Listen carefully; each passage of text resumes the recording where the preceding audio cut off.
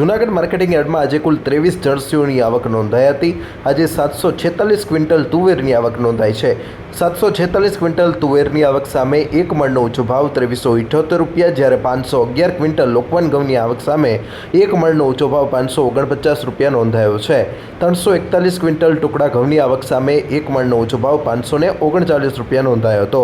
બાજરાની 22 quintal આવક સામે એક મણનો ઊંચો ભાવ 469 રૂપિયા, જ્યારે જુવારની 19 ક્વિન્ટલ આવક સામે એક મણનો ઊંચો ભાવ 764 રૂપિયા નોંધાયો છે। 359 ક્વિન્ટલ આજે ચણાની આવક નોંધાઈ છે, જેનો એક મણનો ઊંચો ભાવ 1238 રૂપિયા નોંધાયો હતો।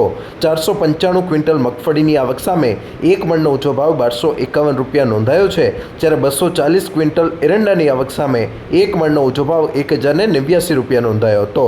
તલની આજે 312 ક્વિન્ટલની આવક નોંધાઈ છે, જેનો એક મણનો ઊંચો ભાવ 2830 રૂપિયા, જ્યારે 235 ક્વિન્ટલ જીરુની આવક સામે એક મણનો ઊંચો ભાવ 5485 રૂપિયા નોંધાયો છે।